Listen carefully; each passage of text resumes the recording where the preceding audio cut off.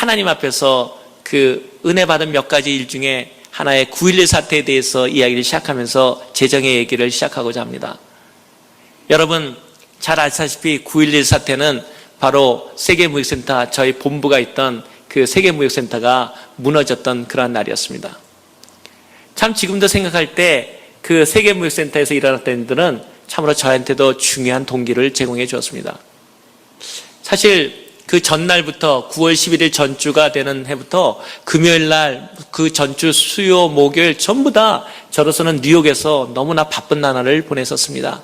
왜냐하면은 전 세계에서 1년에 한 번 있는 세계 이사회가 바로 9월 11일, 제가 알기로 화요일 날로 기억되는데 그날 열리기로 돼 있기 때문에 정말 저로서는 중요하고 준비를 해야 되는 날이었습니다.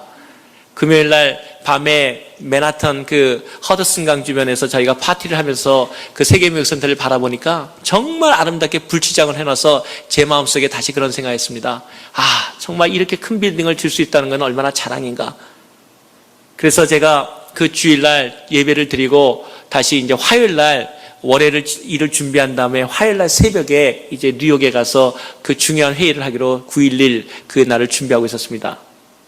근데 월요일 밤에 아주 신기한 일이 일어났습니다.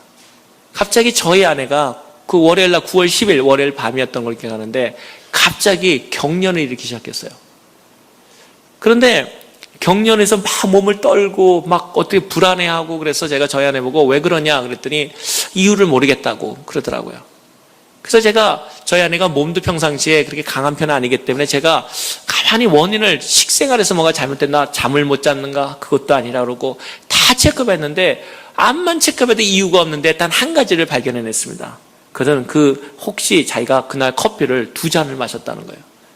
그래서 제가 속으로 잘 됐다 싶었습니다. 그렇지 않아도 커피를 좀 끊게 하려는 생각이 있었는데 제가 자기는 커피 때문이 아니라고 우겼지만 저도 우기면서 그건 분명히 카페인 때문이야. 그러니까 커피를 절대 마시면 안 된다. 그리고 제가 당신이 커피를 마시지 않기가 어려우면 나도 커피를 끊겠다 하고 단언했습니다. 그런데도 몸에 경련이 쉬지 않기 때문에 제가 밤새 안마도 해주고 한데도 기도도 해주는데도 경련이 그치질 않더라고요. 그런데 몸을 떨고 불안해하고 그래서 새벽녘이 저는 이제 9월 10일 날 뉴욕으로 가야 되기 때문에 할 수 없이 빨리 좀 자야 될 텐데 해가지고 하여튼 겨우 잠을 재우고 제가 9월 10일 날 새벽에 일어났습니다. 일어나가지고 평상시에 습관대로 여러분도 하시는 것처럼 잠을 깨기 위해서 커피잔을 딱 들라고 보니까 바로 몇 시간 전에 얘기가 생각나서 제가 저희 아내한테 나도 커피를 같이 끊겠다 그 약속한 걸로 엄청 후회하면서 저도 공항으로 나가겠습니다. 그래서 생각에는 집에서만 안 마시면 되지 뭐 공항 가서 마시면 되지 뭐 하고 공항에 갔습니다. 제가 생각하는데 9월 10일이 그렇게 날씨가 아름다울 수가 없었습니다. 그 공항에 갔는데 좀 일찍 도착했는데 보니까 커피를 시간도 충분하기 때문에 시간을 이렇게 서 있는데 라인을 보니까 커피 라인이 세상에 평상시에 한 3배 라인은 길게 서 있어요. 도저히 내 생각에는 한 4, 50분 기다려도 제 차례가 안 올 것 같아요. 그래가지고 두리번거리는데 커피점 그런데 한쪽에 라인이 한 사람도 없는 거예요. 순식간에 이게 웬일. 그래서 제가 가서 딱 섰습니다. 커피 달라. 그랬더니 저를 그 여자 메이드가 말똥말똥 쳐다봐요. 커피 달라니까. 그랬더니 말똥말똥 쳐다봐요. 그래서 내가 혹시 이 사람이 그래서 제가 그들이 나한테 물을 말했더니 다른 나라 말로 몇 마디 하더라고요. 못 알아듣죠 사람들. 그래서 제가 들으니까 제가 알아듣는 말이에요. 그래서 내가 영어 못합니까? 그랬더니 깜짝 놀라면서 자기 영어 못한대요. 그래서 내가 커피 달라 그랬는데 왜 근데 영어를 못하는데 여기 서 있습니까? 그랬더니 오늘 첫날이래요. 첫날인데 그것도 자기를 트레인 시켜주는 사람이 오늘 안 나왔대요. 자기 지금 어떻게 할지 몰라 서 있는 거예요. 그러니까 다른 사람이 그 줄에 서 있는 거 뒤에는 커피점, 유명하고 맛있는 커피점이라고 써 있는데 자기는 못 만드는 거예요. 그것도 영어도 못하고. 그래서 제가 그랬습니다. 거기서 안 하고 돌아서고 싶은데 첫날인데 여러분들 한국에서도 저도 또 양말 장사한 경험이 있는지라 처음에 와서 양말 안 사가면 그 기분 되게 안 좋더라고요. 그래서 제 마음에도 하나 사주고 싶더라고요. 처음에. 그래서 내가 있는 게 뭐냐 그랬더니 두리번 거더니 있는 게 딸기 주스밖에 없대요. 그래서 내가 딸기 주스는 아침에 먹기가 좀 그런데 그래서 딸기 주스를 그러면 달라고 먹을 생각은 알고 달라 그랬습니다. 달라니까 딸기 주스를 그냥 주는 게 아니라 그 나라에서는 또 얼음이 안 나는 나라에서 온 나라인지 얼음을 거기다가 막 갈아가지고 넣는 거예요. 속으로. 아니, 거기다 웬 얼음? 근데 말할 수도 얼마큼 안 먹으려고 생각해서 그런지 그냥 받아들었습니다. 그리고, 첫날이니까 잘하라고. 굉장히 고마워하더라고요. 그래서 그 커피도 못 마시니까 그걸 몇 모금 마셨어요. 그리고 비행기 안에서 먹을까 하는데 그게 잘못하면 팍 터지잖아요. 커피가 다르기 때문에. 그래가지고 할 수 없이 또, 원래 또 고생했던 사람은 그 음식 버리기를 굉장히 싫어하거든요. 몇 모금 더 먹고, 그리고 비행기를 탔습니다. 그 비행기를 타고 가는데 지금 생각하니까 비행기 안에서도 그런 일이 있었으면 제가 살아나지 못했을 텐데 비행기 안에서 너무너무 편안하더라고요. 비행기를 타고 쫙 가는데 제가 늘 하는 일이 두 가지가 있죠. 제가 전에 얘기 드린 대로 하나는 제가 무역센터에 들어가면 무릎 꿇고 기도하는 일이 하나 있고 또 하나는 비행기 타고 가면서 하는 일이 있습니다. 제가 비행기에서 저희 세계 무역센터만 보면은 딱 안수를 하는 겁니다. 비행기 창문에다가 제 손을 딱 대면 정확하게 안수하는 모습이 나옵니다. 딱 이렇게 딱 안수하는 겁니다. 그리고 제가 얼마나 기분이 상쾌한지 모릅니다. 무역센터에다가 안수하는 사람은 아마 저밖에 없을 겁니다. 딱 안수하면서 그리스도의 이름으로 세계 선교의 주역이 될지어다. 이러면서 제 마음으로 기도하고 늘 그렇게 기도하고 다녔습니다. 그리고 맨하탄을 바라보는데 정말 너무 아름답더라고요. 그날은 그렇게 아름다운지 맑고 또 비행기가 마침 맨하탄 쪽으로 지나가가지고 그래서 그걸 바라보면서 축복하고 내렸습니다. 그래가지고 저는 오늘 중요한 날인데 날씨도 맑고 하나님 도와주세요. 이제 하나님께서 저를 도와줄 거라고 확신하고 딱 기도하고 딱 내려가지고 이제 미팅실을 가려고 그러는데 비행기 안에서 그랬으면 괜찮았어요. 비행기 내려가지고 나가는데 갑자기 다리를 못 걸을 정도로 폭풍이 갑자기 오기 시작하는 거예요. 아니 세상에 비행기 안에 있으면 그래도 좀 나을 텐데 딱 내리고 그러니까 어쩔 수가 없는 거예요. 여러분 구라파 전쟁 나는데 방법이 있습니까? 제가 그 당시까지 10몇 년을 그 공항을 다녔는데요. 단 한 번도 화장실 안 갔어요. 왜 가냐니까 거기서 2, 3분 늦으면 여기 트래픽처럼 얼마나 안 좋은지 맨하탄까지 들어갔는데 거의 2, 30분 늦어요. 그러니까 내리자마자 봐서 딱 서야지만 차도 빨리 타고 나오기 때문에 제가 그렇게 하는데 방법이 있습니까? 그래가지고는 화장실로 달려갔죠. 얼마나 하나님과 생각했는데 배는 아픈데 진정은 안 되고 약은 없고 그러는데요. 제가 한 20몇 분을 있은 것 같아요.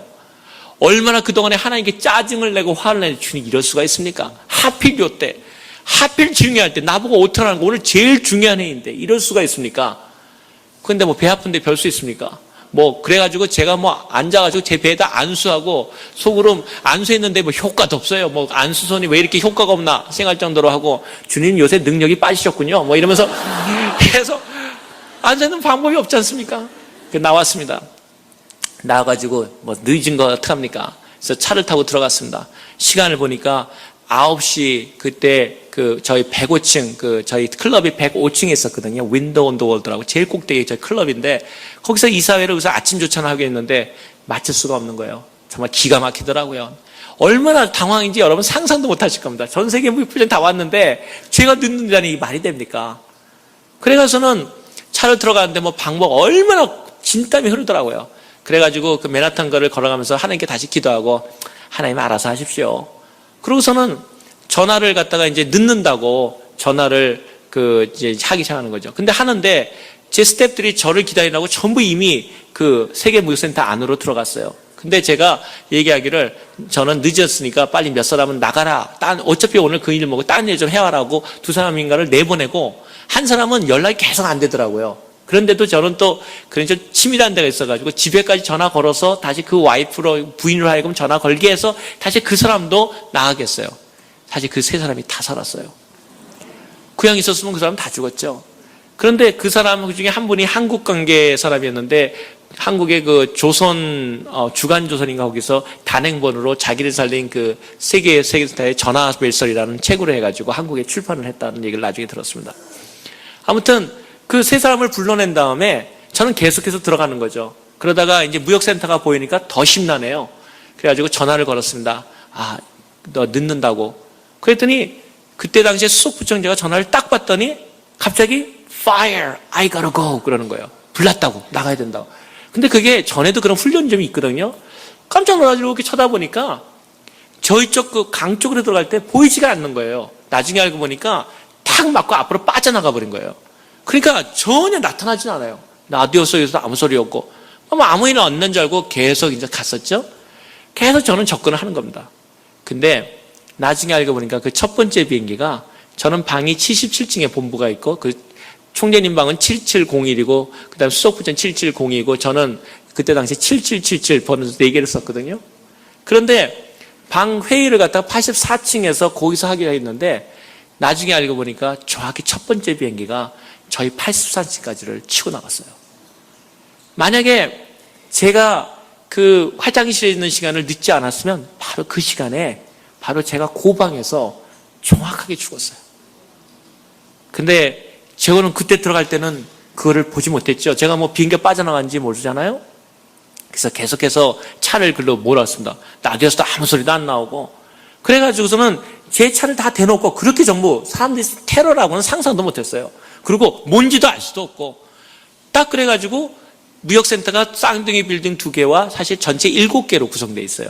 그 중에 이제 5번이 그 호텔인데 세계 이사님들이 모시고 있기 때문에 내가 늦었기 때문에 호텔 쪽으로 들어가고 얘기를 하면서 나오는 거 이제 다시 위층으로 올라가려고 그러는데 갑자기 우웅 그러더니 두 번째 비행기가 바로 제 머리로 날아오는 거예요. 전 처음에 장난하는 줄 알았어요. 저게 왜 날아올까? 그러더니 제가 얼마나 심각하게 봤는지 배 그 비행기 밑에 글 써 있는 것까지 눈에 다 보이더라고요. 딱 저 머리로 날아가더라고요. 뒤를 딱 때리는 거예요. 그때 죽었습니다 했어요. 그래서 제가 많은 얘기를 했지만 그런 얘기 합니다. 제가 평상시에 이 유언을 잘 남겨놓고 있었거든요. 그래서 멋있는 유언을 하려고 했어요. 오 주여 내 영혼을 받아주시옵소서. 이제 이런 준비를 멋있게 하려고 그랬는데 딱 부딪히니까요. 웬걸 유언. 그것도 여러분 미국에 오래 사시면 많은 사람들이 한국 분들이 그런다잖아요. 영어 잘하시겠네요. 20년 살았다면 잘하시겠네요. 그런데 미국에 오래 산 분들의 대답은 똑같습니다. 미국에 오래 살다 보면 영어도 못하게 되고 한국말도 못하게 되고. 그런데 딱 붙이니까요. 동시 2개 국어가 나오더라고요. 단발적으로요. 여보, 한국말, 그 다음에 bye. 딱 맞는 순간에 죽는 줄 알았어요. 왜 그러냐면 영화 보면은 되게 이렇게 딱 부딪히면 앞으로 꺾이거든요. 그 꺾이면은 파편을 맞던가 다 죽게 돼 있거든요. 근데 나중에 알고 보니까 또 저희 그 무역센터가 제가 짓지 않은 거라서 저희 총재님 지은 거기 때문에 거기 보면은 이렇게 그물망처럼 들어오면은 이렇게 싹 앉게 돼 있어요. 왜 그렇게 만든지 모르지만 아무튼 그렇게 돼 있어요. 지금은 그런 공법을 안 쓰는데 비행기가 날아오면은 그물처럼 이렇게 앉게 돼 있으니까 딱 안아버린 거예요. 그 비행기가. 그러니까 저는 여보 바이 그랬는데 딱 보니까 살아있는 거예요. 그 다음에 뭐 하겠습니까? 도망가는 거죠. 딱 그때는 죽었구나 생각해가지고 제 차로 뛰어들었는데 운전사가 완전히 떨고 있어요. 덜덜덜 떨고 있어요. 제가 발로 찼어요. 운전하라니까. 근데 참 하나님께서 놀랍다는 걸 느껴요. 딱 운전하는데 제가 사실 여기서도 그렇고 자동차 조금 부딪히면 야단나지 않습니까? 근데 맨하탄에서 제일 좋은 그 멀세디 벤츠들이 한 5대가 있었는데요. 저희 차가 다 옆을 다 치고 나갔어요. 근데도 아무 소리 안 하더라고요. 다 놀라가지고 자기 저도 몰라요. 그래서 제가 처음으로 5대 부딪히고 아직은 손해배상 안 해줬지만 부딪혀 나갔습니다. 근데 또 하나 놀라운 일이 있었어요. 그 맨하탄 지역은 워낙 복잡하기 때문에 가운데 가로대가 놓여 있어요. 한 이 정도 높이의 가로대가 있어서 중앙분계선을 넘을 수가 없습니다. 그런데 어떻게 제가 넘어왔느냐? 그게 사실 더 신기했어요. 어떻게 지냐면 첫 번째 비행기가 딱 부딪히니까 사람들이 전부 무슨 일인지 아무도 몰랐으니까 소방서에서 가만히 보니까 연기가 거기서 뽀꼼뽀꼼 나는 거예요. 그러니까 그 맨하탄에 생활하는 수방서가 저쪽 불났나 보다 그러면서 불나면 뭡니까? 길부터 막지 않습니까? 그러니까 저쪽 길을 우선 딱 막아줬어요. 그러니까 저쪽에서 오는 차가 우선 없었죠? 그러면 가로대가 있어야 되잖아요. 가로대는 바로 그 옆에서 새로운 호텔을 짓는다고 한 일주일 전부터 땅을 파기 시작했어요. 파다가 기중기 들어가려고 10m를 그 디바이더를 가로수를 옮겨놨어요. 세상에 제가 그 가로대 안 옮겼으면요 차가 못 넘었죠. 그 10m 가로대를 빠져나와가지고 소방서들의 앞에서 막은 데를 빠져나와서 터널로 들어갔어요. 터널로 그 강터널로 들어갔는데 거기서 숨바뀌는 생이 있어요. 제가 터널에서 또 혼자 도망갈 수 없지 않습니까? 근데 터널 속으로 들어가면 길이 워낙 그 맨하탄 그 터널 그 강을 뚫어 놓는게서 앞이 안 보여요. 라디오도 안 들리고. 그래서 제가 차 문을 내리게 해가지고 앞에 무역센터가 무너진다고 파괴되는 그때 무너진다는 생각을 못했죠. 무너졌으니까 빨리 뒤로 빠지라고 소리쳤더니 전부 저 미친 사람이 무슨 소리치나 한 사람도 듣지 않아요. 저는 그걸 보면서 복음도 똑같은 생각을 합니다. 그 안에 있는 사람들은 바로 앞에서 자기가 보지 못한다는 이유 때문에 10m 앞에서 나가는 일이 바로 앞에서는 그런 전쟁 같은 상황이 벌어지고 있는데 자기 눈에 보이지 않고 세상은 평안하다. 나는 평안한 맨하탄에 살아왔다는 것 때문에 아무도 움직이지 않는다는 사실이었어요. 제가 뒤돌아가면서 앞에서 그런 사태가 일어나고 있다는 걸 소리치고 빨리 이멀전시를 뒤로 빠지자 그런데도 아무도 거기에 소리치는 소리에 듣지 않았습니다. 하나님에 대한 복음도 똑같다는 생각을 그때 처음으로 가졌습니다. 근데 제가 소리치면서 뒤로 빠져나가면서 그 긴 터널을 빠져나가서 상대편에 이르렀을 때 세계문화센터가 무너졌습니다. 무너졌는데 그 안에 있던 거기서부터 제가 나올 때가 그 긴 터널에 반 이상 있는 사람들이 다 죽었습니다. 그때 그 사람들이 만약에 그런 소리를 듣고 뛰어나와서 같이 뒤로 걸어갔으면 살았을 텐데 아무도 거기에 귀를 기울이지 않았습니다.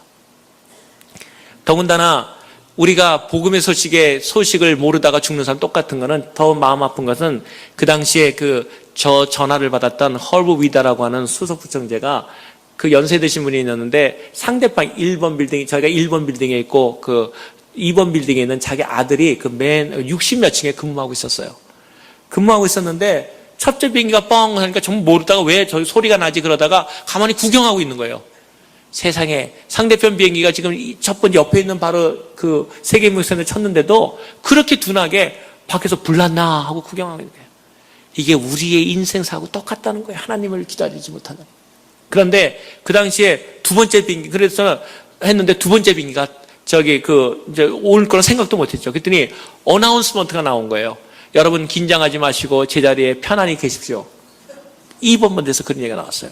그런데 이 아들이 불안하니까 아버지한테 전화 걸었어요. 아버지가 그 수석부총재니까 세계무역센터. 그러니까 저서 아버지 어떡할까? 그러니까 외아들이었는데 이 아버지도 지금 무슨 일이 일어나는지 모르는 거예요. 저는 푹 흔들리기만 했으니까.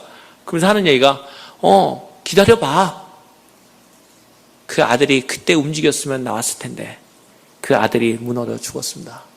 그래서 결국 그 충격을 이기지 못해서 그 헐브비다 부총재는 결국 저희 사무실을 떠났고 그 받은 모든 보상금으로 그 아들이 그 학교 다니던 그 학교 어린아이를 위해서 장학생활을 만들었습니다. 아무튼 그 2번 무역센터에서는 왜 사람들이 더 많이 1번보다 더 많이 죽었습니다. 오히려 비행기가 부딪힌 때보다 두 번째 비행기 부딪힌 데가 시간도 더 있었는데 더 죽었습니다. 왜일까요? 세상에 대해서 민감하지 못했다는 겁니다. 더군다나 두 번째 그러면 부딪혔을 때 피하라 그랬으면 살았을 텐데 왜 못 나왔을까? 이유가 있습니다. 두 번째 비행기가 바로 그 방송실을 쳤습니다. 두 번째 비행기가 안심하고 계십시오 하는 그 방송실을 두 번째 비행기가 치니까 방석이 전부 투절돼 버렸어요. 그래서 전부 다 안심하고 있다가 오히려 2번 빌딩에 있던 사람들이 더 많이 죽었습니다. 저는 그 일들을 바라면서 세상에 복음이 전해지고 세상에 복음이 하나님을 믿어야 된다는 말이 전해져도 여전히 사람들은 자기 눈에 보이지 않는 이유 때문에 바로 눈 밖에서 하나님의 문드리고 기다려도 응답하지 않는다는 그런 위기의 삶에 우리가 살고 있다는 사실입니다. 하나님께서 우리를 사랑하시는 것은 여러분을 사랑하시고 이렇게 부르신 것은 하나님께서 여러분만 복되게 하려는 것이 아니라 하나님께서 여러분의 삶을 통해서 다른 사람들로 복의 근원으로 삼기를 또 원하시는 걸 저는 간증하고 싶습니다. 제가 그날 복통으로 나왔지 않습니까?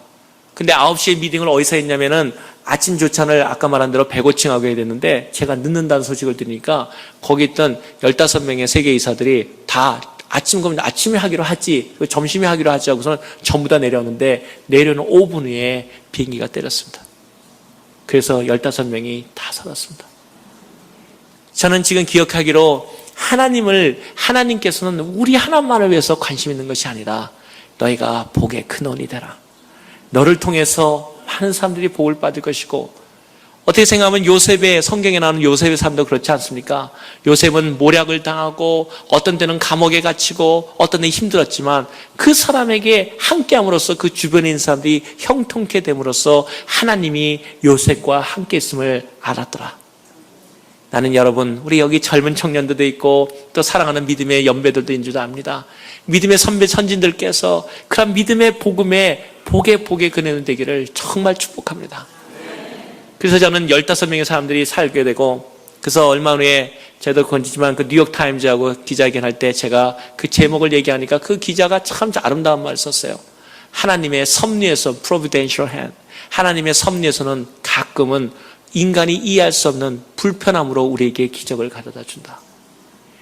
저도 하나님 앞에 얼마나 이 중요한 때에 하나님 왜 이렇게 나를 돕지는 못할 망정 이러십니까?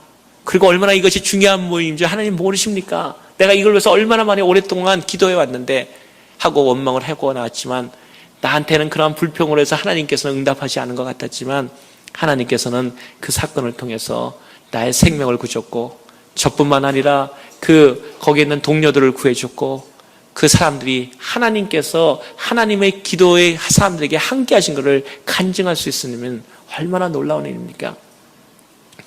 제가 이제 일들을 시작해 들어가면서 여기서 또 한 얘기를 넘어갑니다. 그 다음에 세계무역센터가 있는데, 제가 어저께는 옥스퍼드 대학의 리전트 멤버와 파운데이션 펠로우가 된 것이 정말 실력이 없음에도 불구하고 될 수 있다는 걸 얘기했는데, 오늘은 정말 제 또 하나의 축인 수석부총재가 어떻게 얼떨결에 됐는지 얘기해 드리고자 합니다.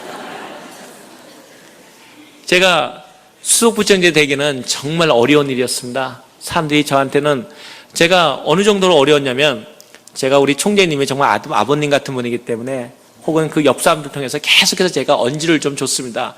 내가 떨어져도 좋으니까 나도 한번 수석부총재 하는데 이름이라도 한번 올려보면은 괜찮지 않겠어요? 뭐 이런 식으로. 혹시 그런데 총재님이 웬만하면은 yes, no 하는데, 내가 이쪽을 찔러가지고 언지를 줘도 대답이 없고 저쪽을 찔러도 대답이 없고 계속 대답이 없는 거예요.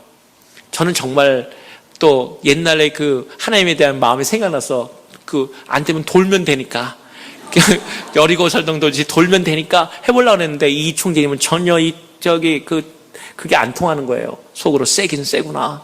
이제 그런 생각을 하면서 해가지고 제가 사태가 나기 전까지 계속해서 제가 총재님한테 그런 얘기를 했습니다. 근데도 총재님이 얘기를 안 하니까 제가 할 수 없이 단도직입적으로 총재님한테 얘기하긴 그렇고 수석부총재한테 가서 얘기를 했습니다. 내가 바이스 체어맨 나가려고 하는데 당신은 어떻게 생각합니까? 그랬더니 저를 잠깐 오라 그러더니 그러더라고요. 그만큼 사인이 왔으면 이제는 알아들어야 될 텐데 왜 못 알아듣느냐? 총재님이 너 나가면 너밖에 창피한 사람 없어. 왜냐면 생각해봐라. 표 한 표 나오면 분명히 네 편지 네가 알 텐데.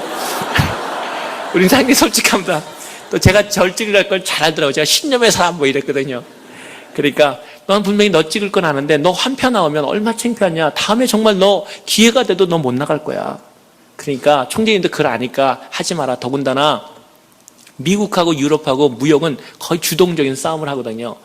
유럽파가 저는 트절리 총재죠. 미국의 하나의 말 그대로 말하면은 수족 뜨는 사람, 쫄개라고 보기 때문에 너 안 된다는 거예요. 그리고 우리 편에서 나갈 사람이 이미 기자상 같은 사람이 서너 명이 이미 줄 쫙 치고 있고, 정말 그런데 네가 거기 나가면 오히려 그 사람들한테 미움받고 안 된다고 하지 말라고 그러더라고요. 그러니까 제가 속으로 정말 하나님 너무 빨랐죠? 그런 생각을 하면서 제가 집에 돌아왔습니다. 이제 이사회가 이제 한 일주일밖에 안 남았는데, 방법이 있습니까? 나가야 뽑히든지 말든지 한마디를 하든지 말든지 하지. 나가지 말고, 나가면 넌 네 자리도 잃을지 몰라 하는 그런 위협적으로 들리는데 어디 나가겠습니까? 그래서 집에 딱 이제 일주일 남았는데, 회의가 집에 와서 딱 기도를 제가 했습니다. 하나님, 감사합니다. 우리 될 사람들 축복하시고. 그랬더니 제 마음속에 갑자기 탁 느낌이 오는 거예요. 뭐라 하시면, 하나님이 말씀 들은 적은 없지만 하나님이 저한테 이러시는 것 같더라고요. 너는 늘 그것에서 무릎 꿇고 기도하면서 누구를 위한다고 얘기하느냐? 하나님을 위해서 일어나. 누가 너는 보스라고 얘기하느냐?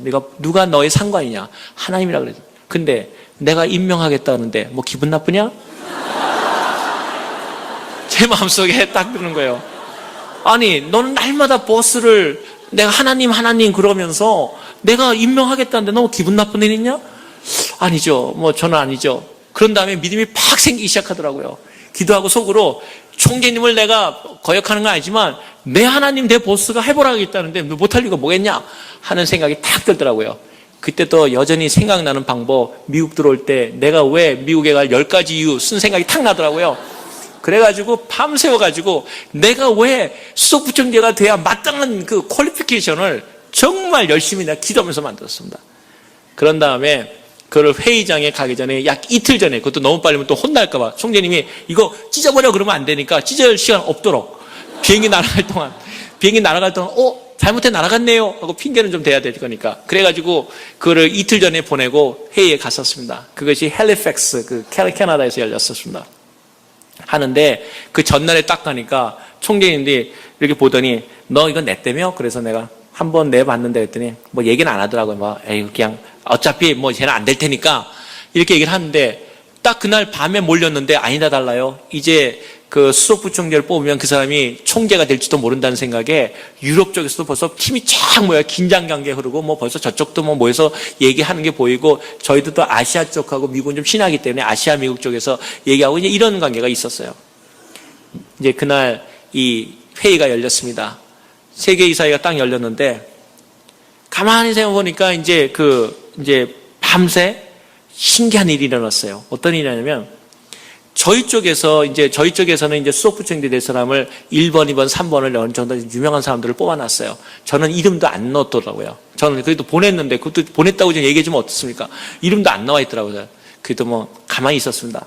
근데 상대편에 어저께밤에 국리에 그 얼마나 그 머리 좋은 사람들이 밤새 어떻게 하면은 이 팀을 이길까 생각했지 않습니까?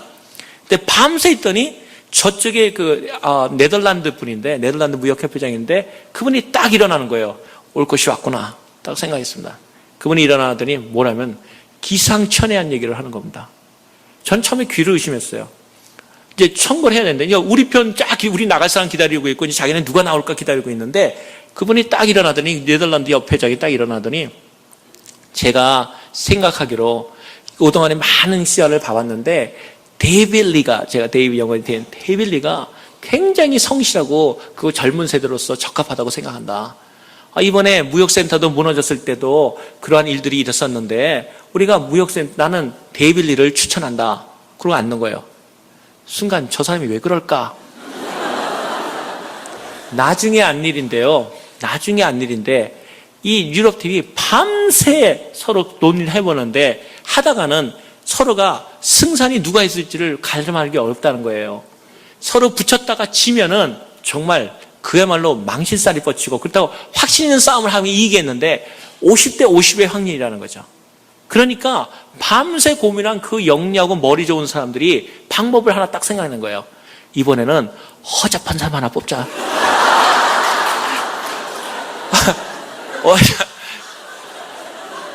어차피 무역센터 지금 무너져가지고 조금 전에 다시는 어떤 개혁이 일어날 텐데, 그때 확실하게 우리가 저러니까 일을 못했지 하고 끊어버리면 완전한데, 저쯤에서 웬만한 허접한 사람을 골라보자.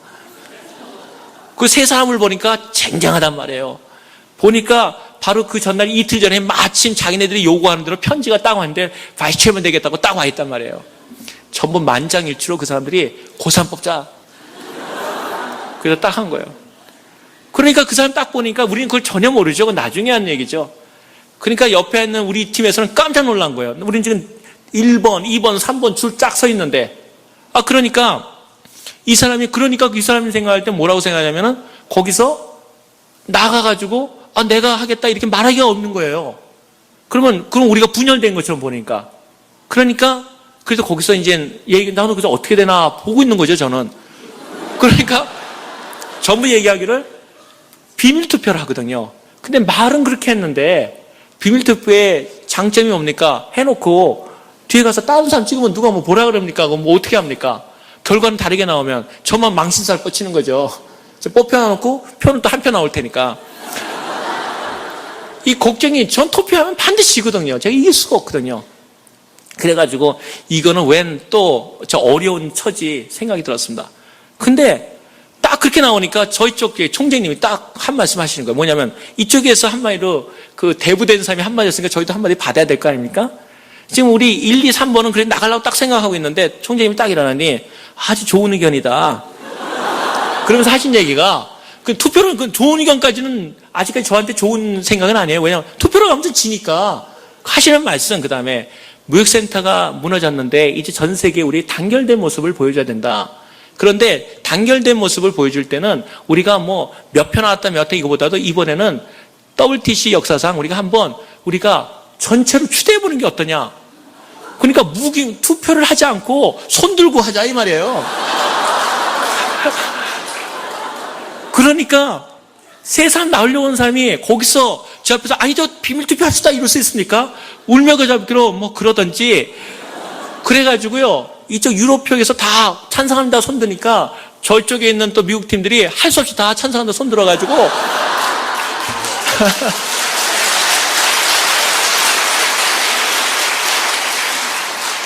기록상으로는 뭐라고 나오냐면요, WTC의 역사상 40년상 처음으로 만장일치 부의장이 됐어요.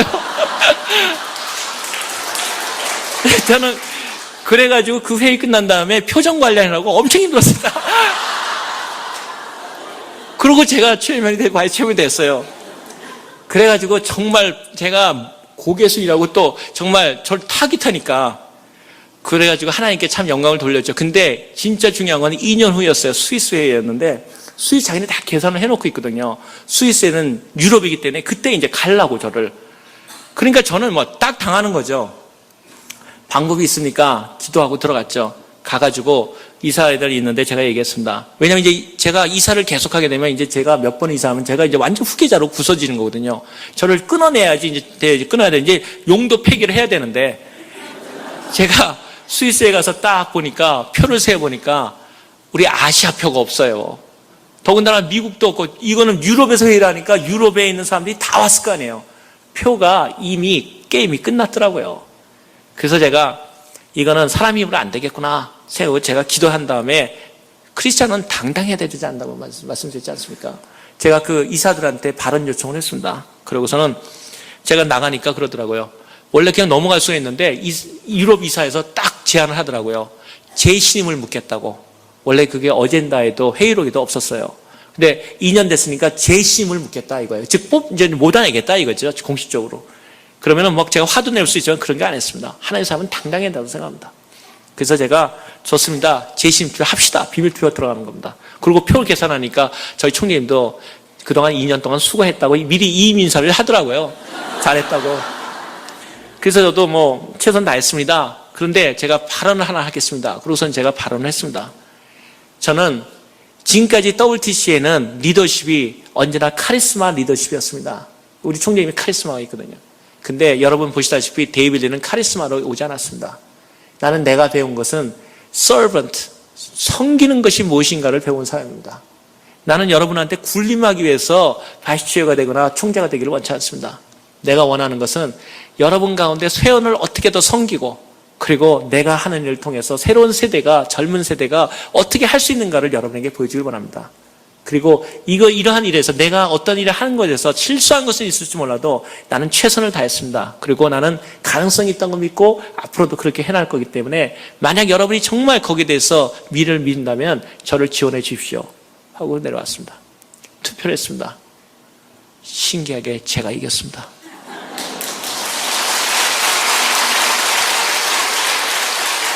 그것이 이루어진 다음에는 제가 파워가 진짜 급상승했죠. 이제는 허접하고 쫓아낼 줄 알았는데 제가 재심을 받았으니까. 그리고 제가 지금은 바이스 체어맨 3기입니다. 제가 완전 시니어입니다. 그래서 아마 내년에는 제가 체어맨이 될 거라고 지금 제가 생각하고 있습니다. 체어맨이 되면은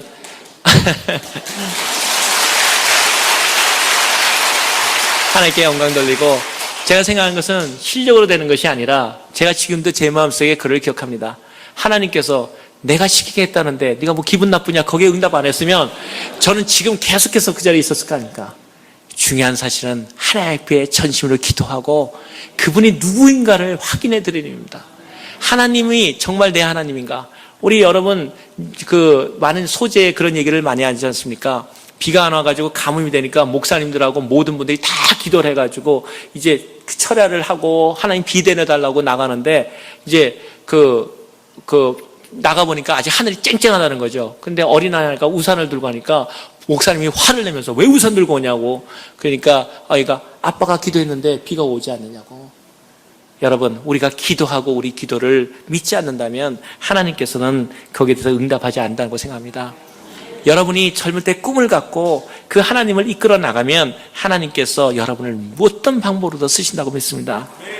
제가 오늘 부끄럽게도 제가 여러분이 생각하는 것만큼 세계무역센터 부소스님 되면 능력과 세계를 제패하면서 올라갔으면 얼마나 좋으실까요? 그만은 제가 이 정도 수준밖에 안 돼서, 그러나 중요한 사실은 확실하게 얘기할 수 있는 것은 제가 한 것이 아니라 하나님이 하셨다는 사실입니다.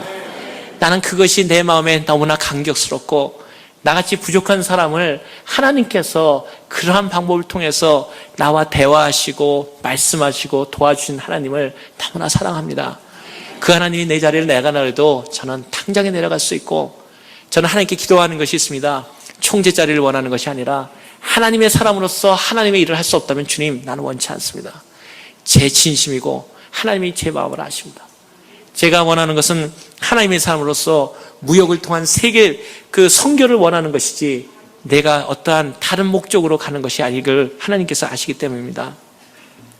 저는 오늘 여러분이 성공적인 비즈니스를 얘기를 하기 위해서 이제 드디어 정말 비즈니스로 돈도 벌 수 있는가? 그렇습니다. 하나님 믿으면 돈도 법니다. 왜 버리냐? 제가 돈 안 벌고 그냥 꿈으로 된다? 절대 아닙니다. 됩니다. 여러분, 하나님 믿는 사람, 여러분이, 제가 이렇게 생각해요. 여러분이 특별히 은혜를 받으신 분은 돈을 안 벌 수 있습니다. 하나님이 특별히 사랑하셔가지고 특별한 목적인 사람은 기도하셔도 돈 안 주실 수 있습니다. 그러나 저같이 최소한 평범한 사람들은 하나님이 기도하면 여러분 생활을 풍성하게 하십니다. 여러분이 기도하시면 여러분의 병을 고쳐주시고, 여러분이 기도하시면 여러분의 그 고민마저도 해결해 주십니다. 그래서 우리가 얘기할 때는 어린애같이 붙일 때 하나님께서 우리에게 비록 하나님 생활이 고상한 기도가 아닐지라도 하나님은 우리의 기도를 들으신다는 것을 저는 확신합니다.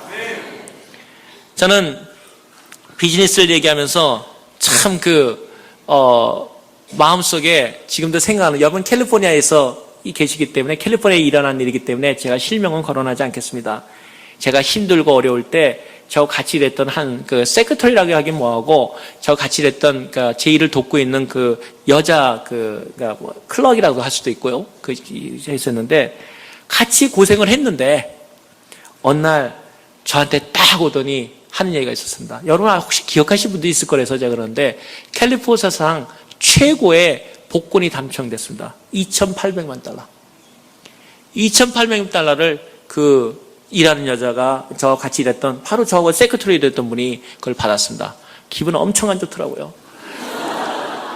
멀리 있는 사람은 괜찮은데 바로 나오고 옆에 있던 사람이 2,800만 달러를 그 당시 몇 년, 15년, 16년 전에 받았다 생각해 보시죠. 기분 좋은 사람 아무도 없습니다.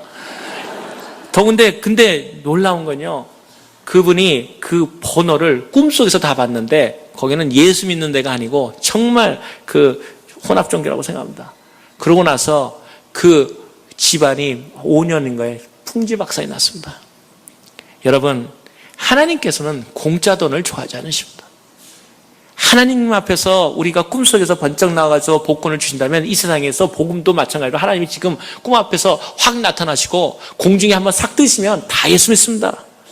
그러나 하나님은 우리 발걸음을 하는 우둔한 자를 통해서, 세상의 어리석은 자를 통해서 참으로 현명한 자들을 부끄러워하기를 원하시기 때문에 우리의 작은 정성을 사랑하시고, 과부의 랍돈을 부자의 모든 것보다 사랑하시는 그 주님이기 때문에 얼마나 멋있는 하나님입니까?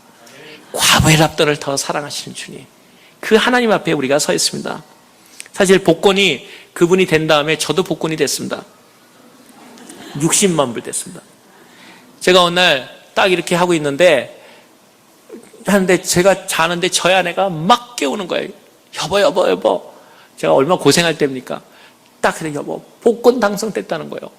저도 정말 눈이 번쩍 뜨더라고요. 60만 불 됐다는 거예요. 그러더니 그 다음 말이 저를 더 놀라게 했습니다. 꿈에. 저를 완전히, 얼마나 저희 아내가 못 살아서 꿈속에서 복권 된 걸 그렇게 날뛰듯이 좋아하면서 저를 보고 여보 복권 됐어. 난 정말 된 줄 알았습니다, 그때. 그래서 가만히 내가 노려보듯이 쳐다봤습니다. 그래서 60만 받고 뭐 했는데? 그러니까 저한테 한 얘기가, 여보가 하도 고생하고 불쌍해서, 그런데 하나님 앞에 먼저 헌금 띄워놓고, 내 꿈속에서 할 건 다 했더라고요. 학비 띄워놓고, 애들 또 우리 애들 그동안에 생일 파티도 못 해준 아이들 마음이 안 해서 자전거도 사주고 뭐 했다는 거예요. 그래서 내가, 이 어리석은 아내야, 꿈속에서 60만 불 다 헌금했으면, 하나님은 정성을 받으신 분인데 60만 불 크레딧 넣었을 텐데 그걸 꿈속에서 헌금하라고 나오냐 이 여자. 다시 꿈속에 들어가. 제가 꿈에 대한 얘기는 하는 이유는 그 다음 이야기 때문에 그렇습니다. 제가 하나님은 공짜를 주시지 않지만 꿈도 하나님께 드리면 정성을 받으신다는 겁니다. 제가 얼마나 못 살았는 얘기를 한 가지 더 하자면은, 저희 딸이 아까 말한 은혜 얘기, 아침에 정말 그 은혜 얘기가 바로 그레이스 그 얘기라고 제가 들었는데, 그 딸이 아빠가 하도 불쌍해 보이는 거예요. 걔가 제 일생의 꿈이 뭐냐 그러면은 미용사였어요. 왜 미용사인지 압니까? 자기 엄마는 가면은 팁을 받는데 엄마 아빠가 매일 1불짜리 샌단 말이에요. 아빠는 돈 벌어오는 것 같지가 않아. 그러니까 나는 저 미용사가 돼가지고 아빠 엄마를 행복하게 해줬어요. 일생 꿈이 미용사라는 거예요. 근데 이 딸이 5살 때인가 되니까 아빠 생일 선물을 줘야 되는데 돈이 없으니까 저한테 봉투에다가 딱 줬어요. 아빠 이제 염려하지 말라는 거예요. 아빠는 이제 부자야 그러는 거예요. 그래서 얘가 또 무슨 선물을 줬나 했더니 지 할머니를 닮았는지 아무튼 편지를 하나 써놨다고요.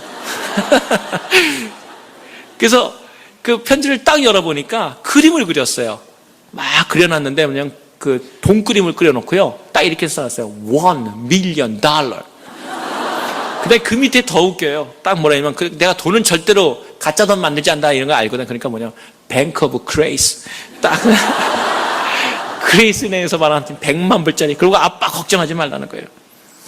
근데 제가 생각할 때 그런 꿈에 대한 얘기는 사실 그런 얘기입니다. 저는 정말 하나님 본 적도 없고 그렇지만 어느 날 저희 아내가 또 두 번째 꿈을 꿨습니다. 이 참 미련한 아내가 꿈을 꿔서 이번에는 뭐 꿈이 아니냐니 수영장에 있었는데 수영장에 잉어가 제 8만한 잉어가 펄떡펄떡 되게 너무 많아가지고 막 뛴다는 겁니다.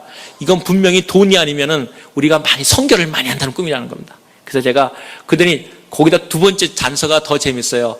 그만큼 가난한 아내였으니까 그런데 자기는 돈이었으면 더 좋겠다고 그러는 거예요. 그래서 내가 믿음대로 될지어다. 그런 다음에 한 일이 중요한 겁니다. 저희 아내랑 같이 손을 잡고 기도했습니다. 하나님, 이 꿈을 하나님께 드립니다. 이것이 사람을 잡는 꿈이든 돈이 되는 꿈이든 하나님은 필요치 않습니다. 하나님께서 받으시고 우리를 내가 이거밖에 꿈밖에 정말 가난한 아내와 가난한 남편이 하나님께 드릴 것이 정말 꿈밖에 없습니다. 주님. 그러나 주님 불쌍히 여겨주십시오. 우리가 꿈속에서 받은 돈도 하나님께 드립니다. 근데 하나님 한 번은 기억해 주십시오. 우리가 하나님 앞에 언젠가 우리도 헌금할 수 있는 날이 올 수 있도록 해주십시오. 그리고 그 꿈을 드렸습니다. 그리고 제가 거기에 덧붙여서 한 말이 있습니다. 하나님 이자는 꼬박꼬박 주십시오. 그러고서는 그 꿈을 드렸습니다. 지금 생각하면은 하나님께서 그 정성을 받으신다고 봅니다. 나중에 기회가 되면 얘기하겠지만 제가 성경금을 내고 선교를 하다 보니까 500불, 여러분 500불이면 많은 돈 같지만 또 많지도 않지 않습니까? 500불을 적금 통장을 만드는데 저희가 딱 3년 걸렸습니다. 저는 500불 통장을 받아두고 너무너무나 감격했습니다. 우리도 세이빙이 있구나. 여기 많은 분들이 어려운 분들이 있을지 모르지만 3년 만에 500불 가졌다 이 얘기는 상당히 심각한 얘기로 들리실 줄 압니다. 저는 3년 만에 500불을 모았습니다. 그래도 하나님께서 우리를 절대로 버리시지 않으셨습니다. 제가 오늘 하나님하고의 이제 드디어 어떻게 비즈니스가 성공했는가, 그걸 통해서 하나님하고의 비즈니스가 성공했는가를 얘기해요. 저는 비즈니스맨이 아닙니다. 그러나 하나님하고는 비즈니스합니다. 왜냐하면 하나님하고는 그분과는 경쟁하고 그분에게서 그 풍요로움을 우리가 누릴 수 있다는 것은 놀라운 축복이기 때문입니다. 제가 어저께 아침에 잠깐 얘기한 대로 선교 얘기는 나중에 한 번 더 드리겠는데, 선교지에서 자비랑 선교사로 나갔다가 들어오니까 제가 못 사는 집안이 얼마나 더 어렵겠습니까? 근데 하나님께서 우리를 다 먹여 살리시고 그 떨어진 게 없이 만들었습니다. 근데 교회에 들어오니까 참 제가 견디지 못할 일이 하나 생겼습니다. 어떤 일이 생겼냐면, 교인들이 들어오니까 여러분, 교회가 아름다울수록 또 여러분들의 믿음 생활일수록 많은 사람들이 여러분의 믿음에 대해서 많은 걸림이 준다는 걸 또 기억하셔야 됩니다. 그러나 미워하지 마십시오. 그것이 여러분의 믿음을 성장시키십니다. 그리스도 이름으로 사랑하고 오직 하나님에 대한 전념에 나간다면 하나님이 여러분을 높이십니다. 여러분이 여러분의 성도들의 믿음 연약한 사람들이 조금 자기를 건드린다고 생각할 거 없습니다. 하나님을 믿는 자, 그 이름을 믿는 자는 하나님이 그 이름을 영화롭게 하십니다. 근데 제가 들어와서 이렇게 보니까 제가 제일 마음 걸리는 교회 생활에서 제가 아주 시험을 당할 뻔한 일들이 많았습니다. 뭐냐면은 저희 비슷한 연배들, 제 그때 연배가 되면은 이제 한창 미국에 와서 좋은 차도 사고 이럴 텐데 저는 날마다 어저께 얘기를 드렸지만 생수 먹고 다니는 차 얘기 듣지 않습니까? 차가 자꾸 저기 30마일만 하면은 자꾸 뜨거워져 올리는데 거기다 수돗물 넣으면은 이게 더 뜨거워져가지고 꼭 생수 넣고 40마일 가면 또 태워놓고 좀 진정시키고 얘야 좀 진정해라. 그리고 차를 타는 그런 차를 타고 다녔다는 거죠. 근데 많은 사람들이 했는데 그 한 분이 여기 그 로스앤젤레스에서 굉장히 성공을 했어요. 어떤 성공을 했냐면은 그 작은 비즈니스 몰을 했는데 아주 그 좀 사치품을 좀 팔았는데 이 교인들이 그 사치품의 그냥 하나가 예를 들어서 1,000몇 불 되는데 생활에 필요 별로 안 한 것도 그걸 그냥 살려더라고요. 전 그때 정말 이해가 안 되더라고요. 제가 여기 사신 분들이 혹시 많을 것 같아서 그 품목은 얘기 안 하겠습니다. 교인들 많이 샀다 그러더라고요. 그것 때문에 여기 떼부자 됐다는 소리 들었으니까. 뭐냐면 그 품목 하나를 1,000몇백 벌 사는데 교회 하나님 건 별로 안 하면서 몸에 좋다 그러니까 그건 다 사더라는 거예요. 이 형제가 떼부자가 됐어요. 말 그대로. 그런데 그 형제는 믿음도 없고 교회 생활을 한마디로 와가지고 이렇게 비즈니스 하기로 다녔는데 제가 보니까 믿음 있다 그러고 선교도 갔다 왔다는데 별로 마음에 안 드는 거예요. 그랬더니 저한테 하는 얘기가 있습니다. 경제 전공하셨다며요? 그러니까 경제 전공인데 왜 돈은 그렇게 못 벌어요? 가로치고가 안 나오는 거예요. 그리고 하나님을 믿으시면 하나님이 도우신다며요? 가로치고 또 봐요. 근데 왜 이렇게 못 살죠? 그러면서 저한테 재정이 제가 약하니까. 저는 별로 거기에 생각하고, 하나님께서 도와주시겠죠. 괜찮습니다. 그런데도 자기는 갈수록 돈 많이 벌고 좋은 차 살고 막 이러는데 제가 볼 때 정말 기가 막힌 형편없는 청년인 거예요, 제가. 저 사람은 저거 바보도 아니고 공부했다면서 성공도 못하고 돈도 없고 애는 자기 애들은 좋은 데도 못 보내고 말이야. 저거 저러고 살아? 제 마음속에 시험이 오기 전에 하나님 앞에 하나님 정말 제가 이렇게 살아야 됩니까? 그런 생각이 들더라고요. 그러다가 결정적인 일이 일어났습니다. 그 사람이 떼돈을 보니까 그 다음에 그 오렌지 카운티 거기서 제일 동네에다가 집을 갖다가 제일 좋은 걸 못 사. 그 집이 워낙 비싸니까 그 동네가. 거기서 제일 좋은 동네 단지에 거기서 그래도 꽤 좋은 집을 사게 된 거예요. 완전히 그거는 대단한 뉴스죠. 왜냐하면 그 나이에 그 좋은 데 산다는 건 그 당시에 상상이 안 갔거든요. 그러고 나서 첫 번째 그 집들이 하는 초대장을 절 주더라고요. 저 정말 가기 싫었습니다. 그리고 요새 하나님이 좀 쉬시나요? 이러기도 하고 정말 가슴 아팠습니다. 이거를 싸우려니 또 교회 저 때문에 안 나왔다는 소리 듣게 할 수는 없고 그래서 또 동갑이고 진짜 그거 힘들더라고요. 그래가지고 제가 정말 가기 싫었는데 정말 기도하고 그 초대집에 갔습니다. 오렌지 카운티 그쪽에 잘 사는 동네에 들어가는데 그 샀다는 집을 보니까 정말 기가 막히더라고요. 하나님, 저는 언제 이런 집 사보죠? 주님? 그러니까 별로 응답도 안 해주셔. 그럴 때는 꼭 출장 가셨는지 별로 응답 안 해주시더라고요. 그래가지고는 거기서 이제 같이 기도하고 나와서 했는데 밥도 안 넘어가더라고요. 맛있는 거 나왔는데. 나와서 그 집중내를 보니까 이렇게 사는 사람들도 있구나. 그런 생각하니까 괜히 애처로운 마음이 제가 들더라고요. 나는 참 뭔가 정말 내가 제대로 사는 거 맞나? 내 애들을 이렇게 고생시키고 내 아내는 정말 돈도 없는데 저렇게 살아가는데 정말 이렇게 하는 것이 내가 정말 이렇게만 해야 되는 걸까? 그런 생각이 들더라고요. 그래서 제가 참 측은한 마음이 아파가지고 그 동네를 좋은 동네에 사는 데를 이렇게 걸어놨습니다. 가보니까 그 동네에서 제일 좋은 집이 눈에 딱 띄더라고요. 근데 불현듯 믿음이 물려오기 시작하더라고요. 하나님이 제 마음에 그러더라고요. 네가 언제 구해봤니? 이런 생각. 네가 언제 나한테 그거 구했니? 생각해보니까 구한 적이 없더라고요. 그러면 구해보죠. 너도.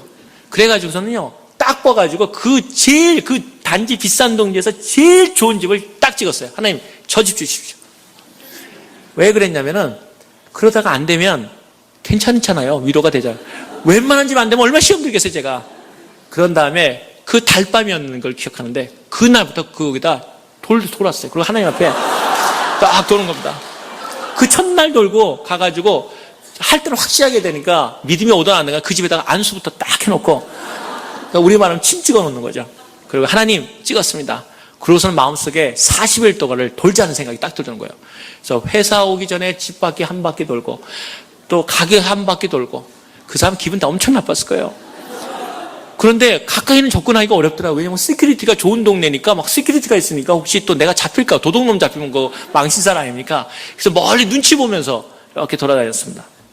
그리고 30일을 기도하고 한데도 소식이 없어요. 오겠습니까? 지금 통장에 500불 있는데. 믿음을 바랄 걸 바라야지. 38일, 9일 안 오더라고요. 40일째 이제 마지막 날입니다. 그래서 속으로, 하나님 방법이 있겠습니까? 그동안 수고하셨습니다. 저도 뭐 해볼 때 했는데 사람들한테도 뭐 이런 얘기해도 나중에 이런 건 간증 안 할게요. 그래서는 이제 제가 하지만 40일째를 이제 마지막 밤이 오면서 늦었는데 이렇게 주위를 돌라고 갔습니다. 근데 신기한 일이 일어났어요. 평상시에 불이 환한데 이렇게 스테인글라스 같이 있는데 그 집이 얼마나 잘 만들었는지 창문이 다 스테인글라스예요.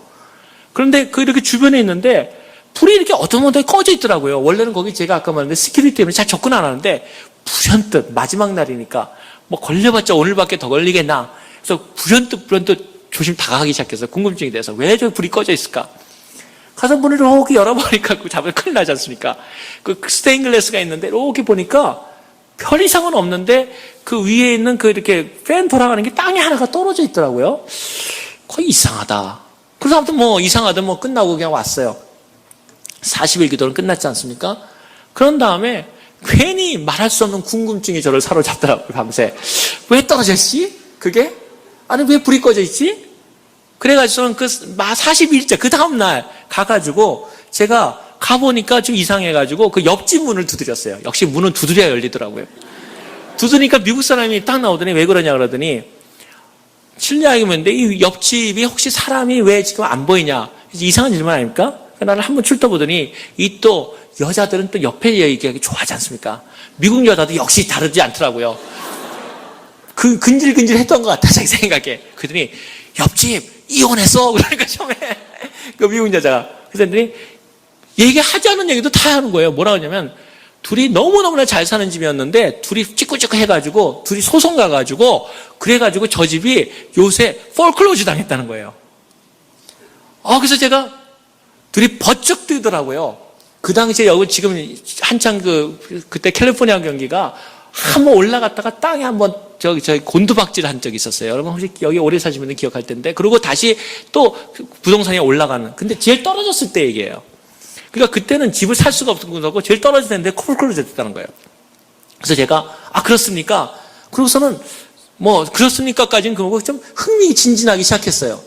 그래서 거기에 뭐 단수될 거 없나 하고 들어왔는데 아무것도 없는데 문에 그 광고 같은 게 하나 딱 붙어 있더라고요. 그건 뭐냐면 그 은행에서는 내가 알 때 콜드웰 뱅크인가 하여튼 뱅크 이름이 딱 써 있는 거예요. 혹시나 몰라 그래가지고 써갔어요. 회사에 이제 가가지고 기도하면서 이렇게 생각하다가 그것도 궁금하잖아요. 40일 기도 끝났는데. 그래서 제가 계속해서 한번 생각을 하다가 한번 전화를 하기로 했어요. 그 전화번호를 하니까 혹시 주소 여기 오렌지 카운티에 있는데 아냐 그랬더니 잠깐 기다려보더니 그거 왜 묻냐 묻더라고요. 그래서 내가 그 집이 폴클로즈 되지 않았습니까? 그랬더니 깜짝 놀라는 거예요. 너 어디서 알았냐? 그 폴클로즈 며칠 안 됐는데 아직 광고도 안 나갔는데 네가 어떻게 하냐는 거예요. 그야 다 아는 방법이 있고 전화로 하는 거니까. 그래서 왜 묻냐는 거예요. 폴클로즈. 그래서 내가 그 집을 좀 살까 하는데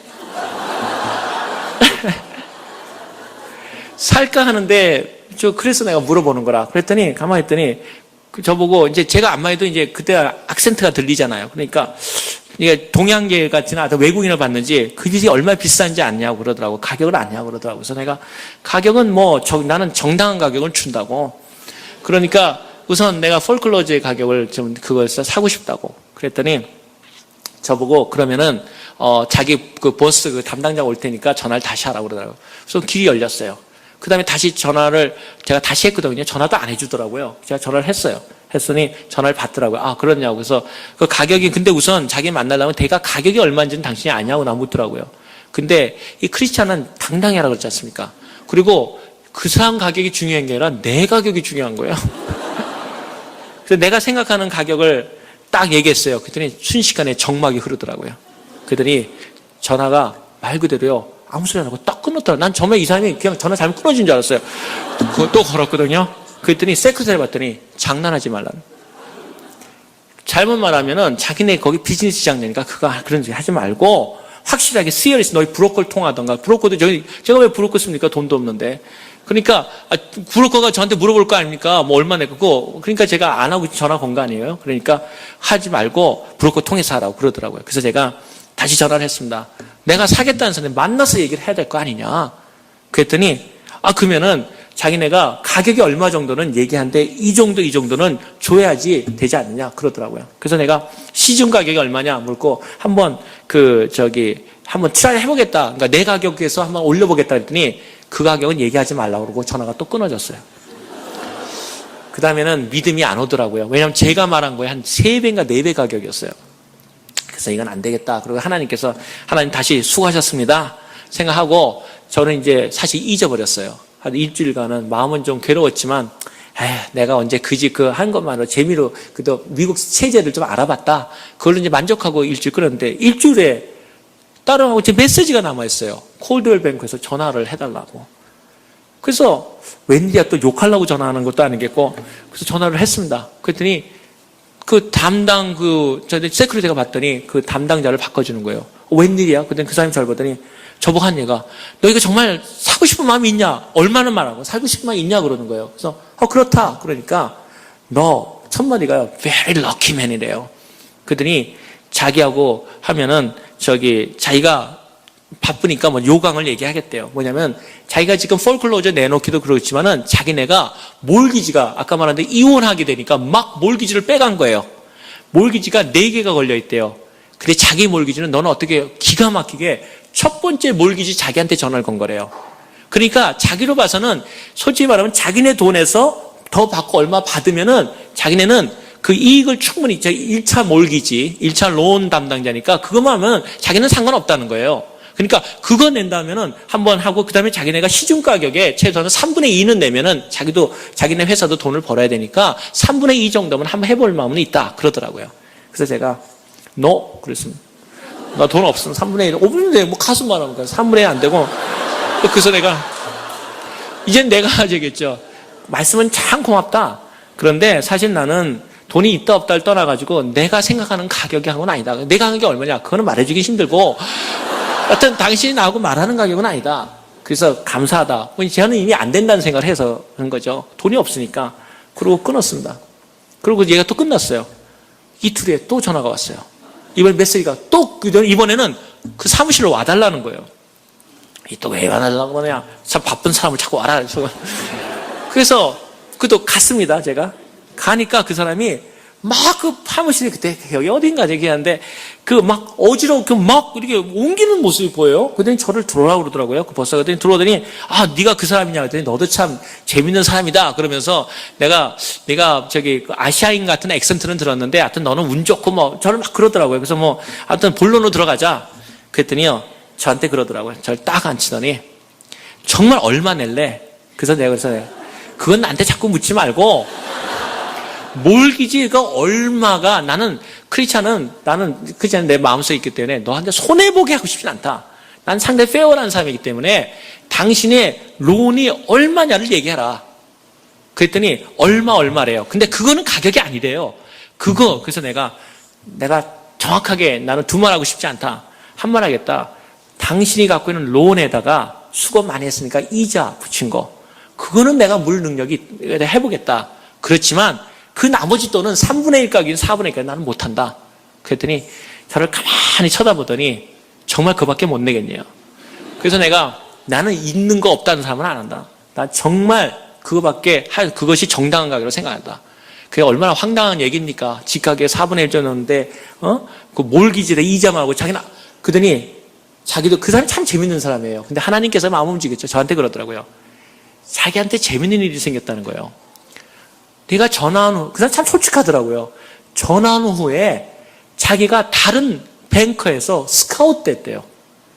스카웃 됐는데, 거기서 이렇게 보니까, 이 지금 저하고 딜하는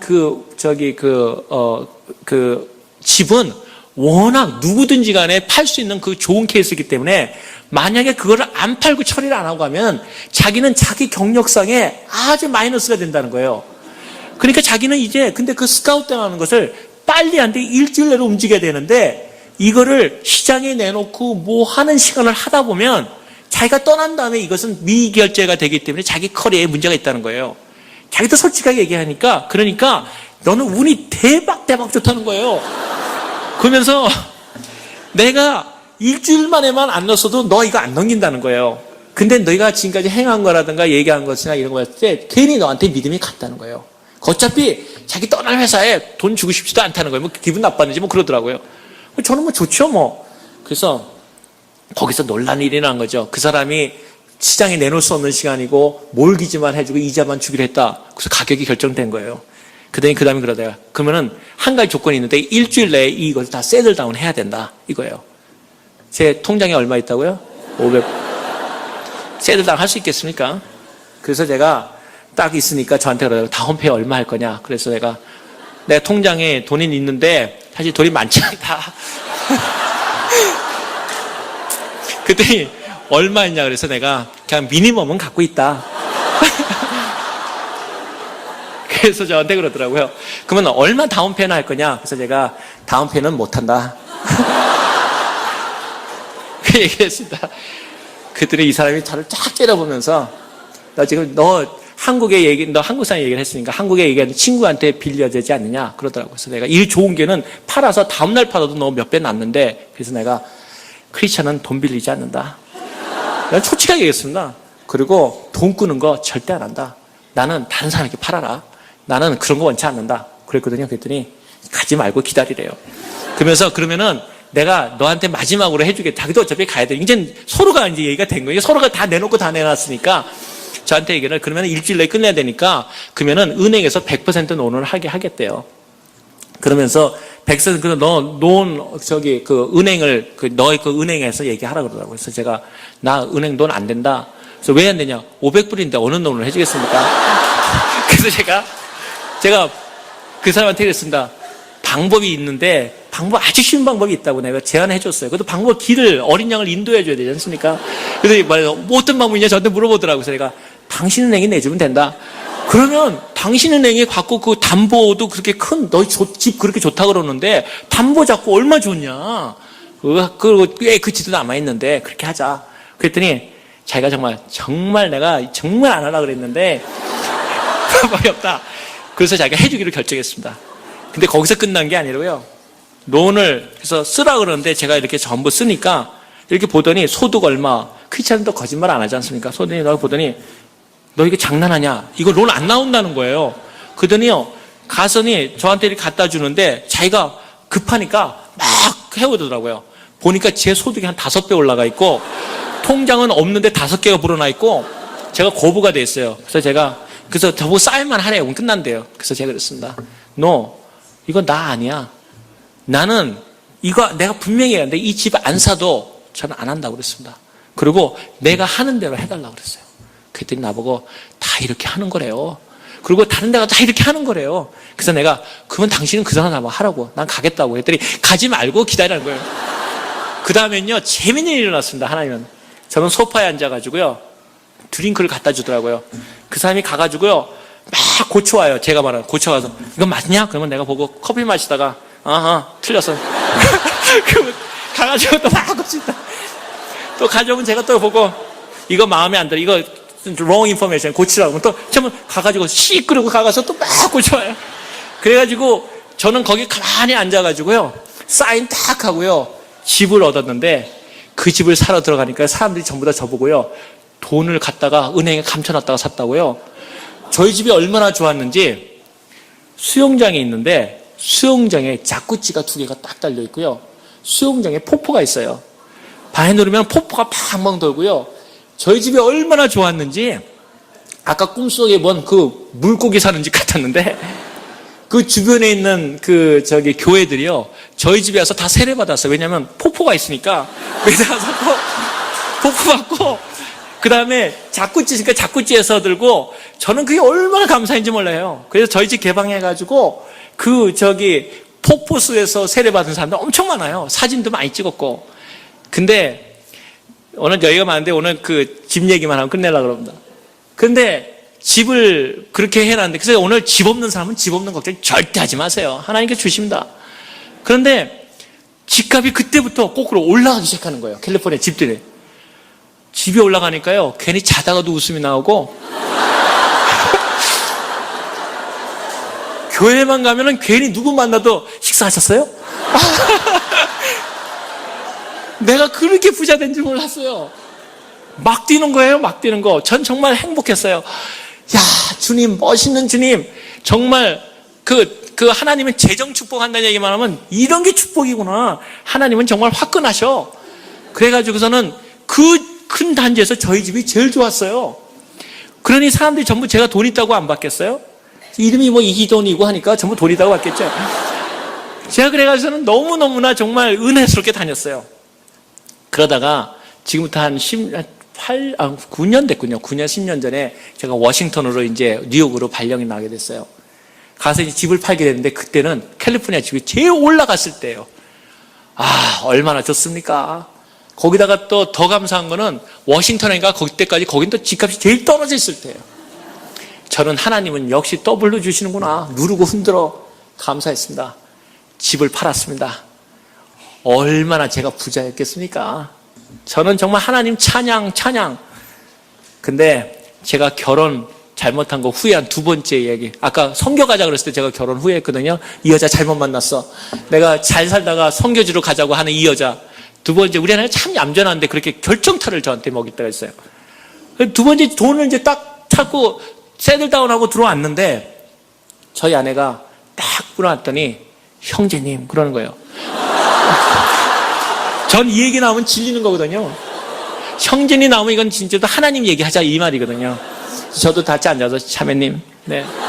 그랬더니 제가 저희 아내를 전도해가지고 사실은 제자훈련을 시켰어요. 근데 여자가 무서운 것이 뭐냐면 그때는 제가 할 얘기 못할 얘기 은혜스러운 얘기 다 해줬는데 잘 적더라고요. 얼마나 귀엽고 좋은지. 근데 그걸 결혼 후까지 갖고 있다는 사실이에요. 생각만 나면 들쳐나가지고 형제님이 말씀하시기를 이게 다 죽이는 거예요. 제가 선교지 간 이유도 성제님이 말씀하시기를 선교는 다 해야 되는데 하나님이 들어오기를 이러가지고 제가 선교지 쫓겨자가 있지 않습니까? 근데 이번엔 딱 며칠 딱 피더니 뭐냐면 형제님이 말씀하시기를 다 하나님 건데 공짜 돈은 특별히 하나님께 바쳐야 된다 그랬다는 거예요. 그래서 그런 말 한지 않는지 기억은 안 나지만 은혜로운 말씀은요. 그랬습니다. 그랬더니 말하기를 저한테 그러더라고요.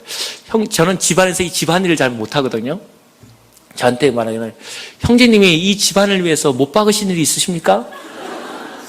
없는데 생각이 없는데요. 그랬더니 그럼 형제님이 이 집에 돈을 많이 내시고 사셨습니까? 없는데요. 그랬더니 그럼 이 집은 이득이 공짜 돈입니까? 공짜 돈이라고 할 수는 없지만 그때 저도 생각했으니까 말을 바꿔서 알았어. 그러니까 11조 거기서 냅시다. 11조 당연히 내는 거야. 안 되면 12조까지 내가 내겠어. 그랬더니 아니라는 거예요. 하나님이 주신 소득이 내가 일 안 하고 받은 돈은 하나님께 드려야 된다는 거예요. 그래서 제가 놀라가지고 도대체 얼마? 계산해 보니까 얼마겠어요? 다 되잖아요. 제가 광신자인 줄 알았어요. 그래서 제가 여보 우리도 살아야지. 우리 워싱턴에 가면 어떻게 살라고? 그러니까 저희 아내가 아니라는 거예요. 하나님을 감동시켜야 된다는 거예요. 그래도 믿음이 안 오는 거예요. 감동 11조도 돼. 하나님은 총성을 받으신다고 그랬는데 그랬더니 아니라는 거예요. 형제님이 재정을 맡겠다 그런 사람이 하나님 앞에 공짜 돈을 받든다는데 당신은 한 일이 없는데 왜 그걸 주장하는 거예요. 그러다가 제가 2번째 결혼 후회하고 제가 싸우다가 이 오기가 나가지고 마음대로 다 내던가 말던가 그랬더니요. 거기서 잠깐 얘기가 끝나지 않았다는 거예요. 뭐 어떻게? 그랬더니 받았는데 끝자리가 6만 불인가 이렇게 됐어요. 그랬더니 제가 또 형제님이 얘기하기를 하나님 앞에 온전한 성물을 드리는데 우수리를 드리지 않으라 그랬대요. 나 기억한 일 전혀 안 나요. 그래서 어떡하라고 그랬더니 그나마 그동안에 모았던 그 6만 불 말씀은 4만 불을 더 채워서 드리자는 거예요. 내가 벼룩에 간을 깨라. 내가 그러고 나서 그거를 갖다가 성경헌금을 하는 거예요. 그날부터 우리 아내가 미워 보이기 시작하는데요. 정말 얼굴도 보기 싫더라고요. 제가 그래서 저건 광신자야. 저럴 수가 없어. 저건 내가 어디 가서 그랬어요. 내가 약이 오르니까 어디 가서 절대 나한테 제자 훈련 받았다고 하지 마. 당신 이상한 사람한테 받았다고 그러라고. 그러고 나서 끙끙 앓고 있는데 마침 저희 친구가 그때 당시에 G 캐피털에 근무했던 친구가 전화가 왔어요. 급하게 전화가 오길래 나보고 너 지금 혹시 한국에 갈 수 있느냐 그러는 거예요. 그래서 한국에 왜 그랬더니 그때 IMF 사태인가 한국에 좀 나가지고 거기서 G 캐피털에서 은행을 살려고 그랬어요. 그 은행을 사러 들어갔는데 다른 사람들 말을 먹이고 네가 친구니까 G 캐피털 자기 부회장인데 가가지고 한국 상황을 한번 좀 체크해주고 오겠니 그거예요. 그래서 제가 잘 됐죠. 한국 부인 얼굴도 보기 싫은데 돈 대주겠다는데 왜 안 갑니까? 그래서 얼굴을 하여튼 당장 안 보고 싶더라고요. 그래서 가겠다고.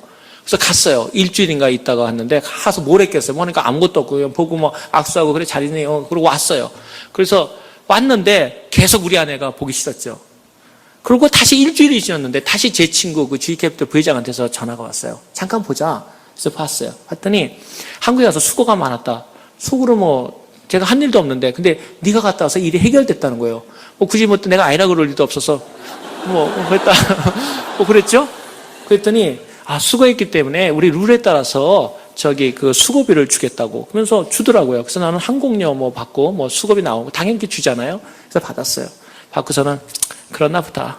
그러면서도 이제 우리 아내가 계속 믿기만 하고 그러고서는 또 그 자기도 잘 됐다 그러더라고요. 그 한국의 은행. 그 은행 사는 거니까 얼마나 큰일이겠어요. 그래가지고는 받고 집에 와가지고요. 그것도 집에 넣고 생각도 안 하고 집에 앉아가지고 이제 딴 방에 가서 여번 저쪽 가자. 그러고서는 이제 가가지고 책을 보고서는 그 봉투가 있으니까 그 돈 안 주려고 이제 내가 쓰려고. 그 주면 안 되죠. 나도 이제 돈 없는데 통장 것까지 다 우수리까지 맞춰두는데 내가 돈이 있습니까 이제. 그래가지고는 딱 열었는데요. 정말 하나님 놀랍지 않습니까? 은행을 했다고. 나는 한 일이 없는데 은행을 했다는 것 때문에 많은 돈을 넣었는데 그 돈이요. 헌금한 금액하고 1달러도 끝나지 않은 동일한 금액이었어요. 저는 거기서 부두두 떨었어요. 하나님 두렵게 느껴졌어요. 하나님한테 바친 돈하고 하나님이 내가 받아온 나는 은행을 했으니까 이 사람들은 당연히 그걸 했다는 거라서 많은 돈이고 나는 내가 한 일이 없으니까 나는 가만히 있었던 거죠. 그 금액을 똑같은 금액을 넣었어요. 제가 회개하고 우리 아내 당신 같은 여인을 주신 사람은 사랑해. 그리고 거기서 얘기 끝난 게 아니라 그러고선 집을 드린 다음에 저희가 헌금을 하고 저희 워싱턴에 가는데 이제 저도 마음이 또 뿌듯하죠. 갔더니 집값이 떨어졌어요. 그래서 지금 집을 샀어요. 지금 현재 집. 저는 집을 그렇게 여러 번 못 샀어요. 왜냐면 사실 일하다 보고 하나님 헌금하다 보고 너무 잘 사는 게 좋은 모양이 아니거든요. 하나님 앞에 선심적으로 내가 내일 말씀드리려고 그러지만은 하나님의 삶이 돈 많고 집 많은 거 별로 좋아하는 거 아닙니다. 하나님 앞에 얼마큼 일하는 것이 아름다운 거죠. 그걸 드리는데 요새는 그 집이요 또 올라가서 2배 값 됐어요. 저 엄청 화가 많이 납니다. 다른 사람들은 집도보다 좋은데 좋을 게 하나도 없어. 저것도 분명히 팔면 공짜돈이라고. 그래가지고 제가 스트레스가 사기 시작한 거예요. 이 집값이 막 올리니까 내가 막 어떤 데는 정말 나도 모르게 집값 올라고 막 신경질 내니까 옆 사람이 저 사람이 미쳤나. 집값 올렸다고 신경질 내는 사람 처음 봤다는 거예요. 안 좋을 수밖에 없는 게 집값 오르는 좋은 게 뭐 있어요. 세금 더 많이 내고 팔면은 받쳐야 되는데 전혀 좋을 게 없더라고요. 그래가지고 이번엔 저희가 선수를 쳤습니다. 사실 이 얘기는 조금 다른 얘기지만 제가 저희 그 두 번째 집을 결혼 21주년 될 때 저희 아내가 선수 치기 전에 제가 했어요. 우리 아내가 또 돈을 조금 해가지고 집을 다 페이오프를 시켰더라고요. 진짜 쫀쫀하게 생활을 잘해요. 자기 주는 데서. 그 다음에 다 됐기 때문에 저희 아내랑 기도했습니다. 여보, 우리가 하나님 앞에 이제는 팔리고 드리기 전에 먼저 드립시다. 그랬더니 우리 아내가 진짜 그렇게 나와야죠. 그래가지고요, 페이오프하고 이번에 21주년 결혼일 때 그 집 하나님께 드렸습니다. 지금 사실 저는 집이 없는 사람입니다. 근데 마음속에 확신이 있습니다. 제가 단언컨대 여러분, 제가 언제 또 여러분을 만날지 모르지만 하나님께서 더 큰 걸 주실 겁니다. 저는 여러분한테 그냥 얘기하는 게 아니고 확신이 있습니다.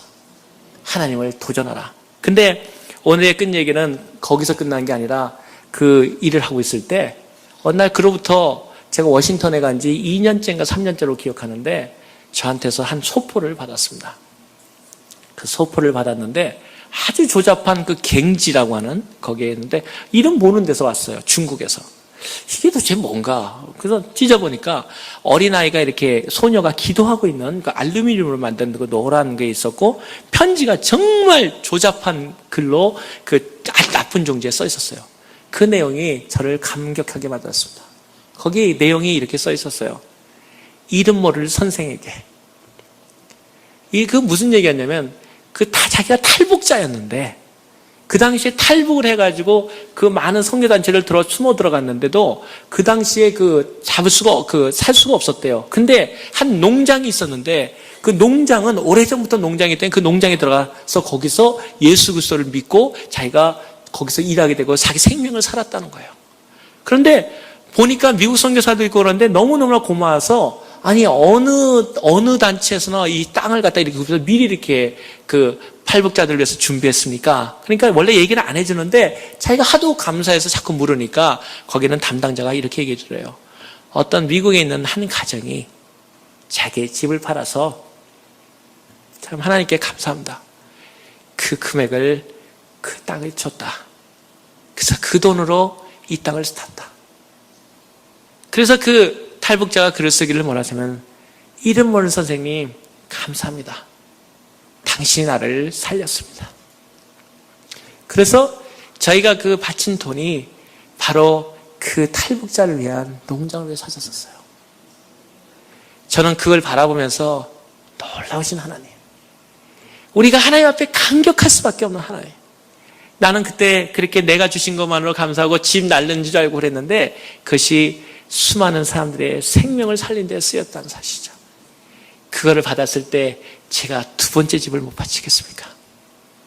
제가 하나님 앞에 그 집을 바치면서 제가 여러분에게 돈 자랑하려는 게 아니고 전 돈도 없는 사람입니다. 그런데 제가 분명히 오늘 그러한 삶을 살면서 이런 생각을 합니다. 제가 결혼 20주년 됐을 때는 저희 아내가 참 어렵게 돈을 모았습니다. 그랬더니 자기가 모은 돈이 한 50만 불이 되더라고요. 그래서 50만 불에서 저는 이제 여보 이제 걱정 말고 쓰면 되겠네. 그러니까 아닙니다. 자기가 하나님께 받은 은혜가 너무 감사해서 선교사들 어려운 사람들을 위해서 장학금을 만듭시다. 그래서 저희 아내가 50만 불을 대고 제가 다시 50만 불을 더 출연해서 선교사 장학금을 만들었습니다. 우리 집안에 가보면은 사실 우리 집이 사람들 초대할 만큼 그렇게 넓은 집은 아닙니다. 그런데 제 마음속에 하나님께 감사함이 있습니다. 우리가 무엇을 위해 사는가? 어느 날 오니까 저희 아내가 오늘 끝의 얘기인데 그 반지를 제가 돈이 없을 때 너무 결혼해서 제가 금반지를 하나 끼워줬는데 그 반지를 세일한다고 여기 돌아다니다가 샀는데 85% 세일하고 사줬는데 이것이 2년 되니까 가짜로 샀는지 사가서 없어졌어요. 제가 저희 아내에 대한 마음이 너무너무 아파서 그 다음에 제가 돈을 벌어서 해줬고 저희 아내는 또 저한테 마음이 아파서 결혼 10주년, 15주년 때마다 좋은 시계, 정말 값이 많이 나가는 비싼 시계를 사줬어요. 근데 시계를 2개 선물 받을 때마다 가면은 그 시계가 꼭 필요한 사람이 있더라고요. 그래서 제가 시계를 벗어줘서 제가 좋은 시계를 못 차고 다닙니다. 그런데 어느 날 저희 딸이 저한테 질문을 했습니다. 저희 직원들하고 전부 회의를 하는데 쫙 보니까 시계가 말 그대로 4만 불, 5만 불짜리 시계를 쫙 찾거든요. 잘 사는 사람들이니까 막 최고급의 다이아몬드로. 근데 아빠를 보니까 5년 전 찬 거는 10년 똑같거든요. 그러니까 은혜가 저한테 묻더라고요. 아빠는 저 사람들 시계는 저 사람들은 분명히 아빠보다 낮은 사람 같은데 아빠는 왜 그렇게 안 하고 다녀? 그래서 제가 은혜한테 그 다음날 오라 그랬어요. 은혜야, 하나 너한테 배워줄 게 있다. 시계는 저 사람이 4, 5만 불 차도 나는 아빠는 시계 안 갖고 있지만 누가 누구한테 깍듯이 절하는 거 보여줄게. 그 단어를 왔는데 4, 5만 불짜리 시험한 사람들이 제 앞에 와서 90도로 절하는 걸 보여줬습니다. 제가 저희 딸한테 말했습니다. 하나님을 믿고 사는 것은 내가 하나님 앞에 바칠 때 하나님이 너를 높여주는 것이 하나님께 대한 최대의 비즈니스라는 겁니다. 우리 삶에도 가끔 어려움 때문에 오기도 하고 힘들 때가 오기도 합니다. 여러분 사다가 아까처럼 저처럼 집이 없는 그 서름을 당한 분도 있을 것이고, 제가 오늘 냉면을 좋아해서 오늘 냉면을 너무 맛있게 먹었는데, 제가 냉면 좋아하는 얘기를 오늘 하다 보면 말했는데, 제가 이 캘리포니아 처음 왔을 때, 제 가정을 처음 갔을 때 우리 목사님, 사모님, 전도사님들이 저희 6월달인가 신방을 해줬습니다. 제가 제일 좋아하는 냉면을 내놨습니다. 저는 정말 할 수 있는 게 그거밖에 없었거든요. 싸고 또 할 수 있는 거. 근데 냉면 6월달에 냈는데 아주 뜨뜨근한 무지근에 가져와서 제가 깜짝 놀라가지고 저희 아내를 방으로 불러서, 아니 왜 냉면이 차야지 냉면이 왜 이렇게 뜨겁냐고, 여름에. 그랬더니 저희 아내가 저한테 얘기하기를, 여보 우리 집안에는 냉장고가 없어요. 참으로 냉장고가 없는 집에서 살았습니다. 그런데 그 국수를 다 들어있던 그 목사님을 지금도 기억하고 감사합니다. 여러분의 목사님도 사역자들도 여러분을 그렇게 사랑할 줄 압니다. 그 여러분이 가슴 아프고 힘든 사연들이 있을 때 그를 제 그 냉면을, 그 뜨거운 냉면을 그 뜨거운 여름날에 하나도 남김없이 다 드셔주셨던 그 사랑하는 사역자들을 기억합니다. 저는 오늘 여기를 같이 끝나면서 수많은 하나님의 간증과 얘기들이 있지만, 하나님과의 최대의 비즈니스는 하나님께 그분을 최선을 다해 살면 하나님은 여러분을 결단코 실망시키지 않습니다. 가끔가다 우리 집이 없더라도 너무 서러워하지 마십시오. 하나님께서 여러분에게 더 좋은 걸 주십니다. 가끔 여러분이 다른 사람보다 못 배웠다고 해서, 혹은 다른 보다 돈이 좀 없다고 해서 결단코 실망하지 마십시오. 하나님이 하시고자 하시면, 하나님이 쓰시고자 하면 언제나 여러분을 높이십니다. 그리고 여러분이 힘든 일이 있을 때도 언젠가 여러분이 그 일을 통해서 옛 얘기처럼 하면서 즐거워할 때가 있을 겁니다. 다시는 우리 가운데 눈물이 없게 하시고, 우리 가운데 사실 이민 얘기하자면 눈물 없이 얘기할 수 있는 사람이 누가 그렇게 많겠습니까? 그런데 하나님이 우리를 아십니다. 우리의 고통도 아시고, 또 예수 그리스도도 똑같이 그 이집트에 가보면 예수님도 애굽에 쫓겨가서 우리와 같이 이민자로서의 삶을 사셨던 그분이 이러한 세대의 삶을 살아가는 우리의 이민의 고통을 모르시겠습니까? 그분도 똑같이 언어의 고통을 당하셨다고 저는 생각합니다. 애굽에서 있을 때 애굽말을 써야 되지 않겠습니까? 그분도 우리와 똑같이 힘들어 하셨지만 그분이 우리의 힘이 되십니다. 여러분, 오늘 이 아름다운 토요일 밤을 우리가 맞이하면서 여러분 잘 오셨습니다. 그러나 이제는 인생의 비즈니스처럼 비지만 한 게 아니라 하나님 앞에서 진짜 우리 그 삶으로 나아갑시다. 그리고 우리가 좀 어렵더라도 너무 서러워하지 말고, 너무 슬퍼하지 말고 하나님 앞에 맡기면 언젠가 여러분이 그 얘기를 통해서 여러분의 슬픔을 노래로 만드시고, 그래서 우리가 똑같이 하늘나라에서도 즐거워하고, 우리를 통해서 수많은 사람들이 은혜를 받고, 여러분보다 더 어려운 사람들이, 우리보다 더 어려운 사람들이, 우리는 저보다 더 어려웠다는 또 사람들이 이를 통해서 하나님을 찬양하고 하나님께 나올 겁니다. 그 놀라운 축복이, 하나님과 하는 사상 최대의 비즈니스가 여러분에게 복의 복을 더해 주시기를 간절히 간구합니다. 감사합니다.